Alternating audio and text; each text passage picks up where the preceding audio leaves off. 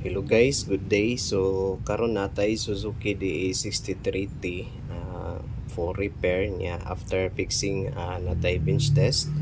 So karon nato i-power on. So mo na siya naka full tank.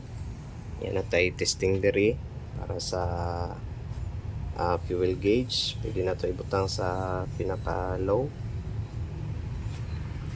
Check na to kung ubos ba siya.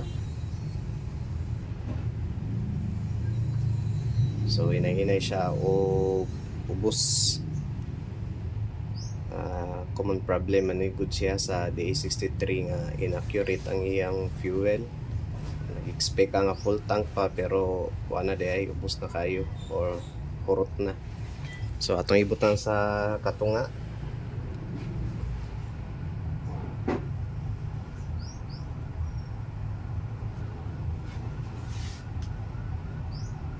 So accuracy test sa iyang fuel.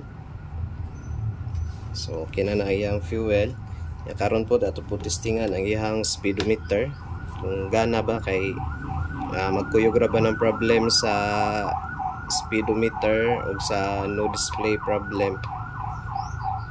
So karon atong testingan.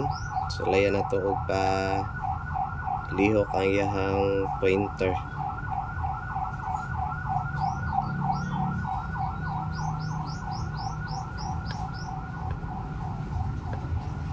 Tara.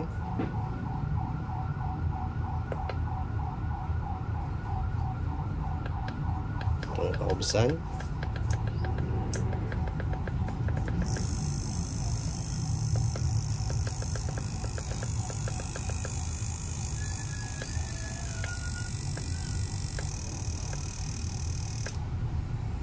Tara.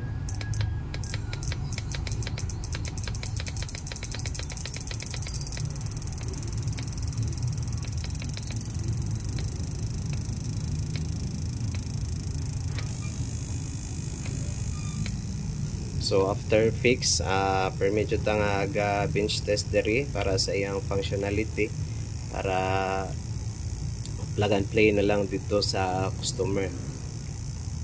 So sa atong mga repair na pud tay warranty nga gihatag, 1 year nga warranty.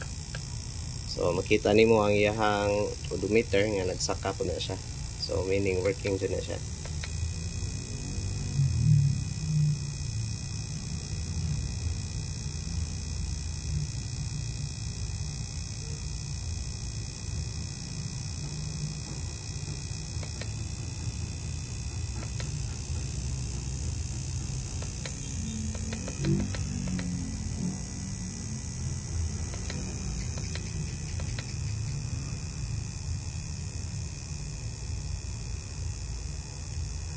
Tara, 4 na siya. So mara to guys, bench test sa DA63T. Natay 1 year nga warranty sa tuang trabaho diri kung ari mo magpa-repair. So that's all for today. See you at the next video. Bye bye.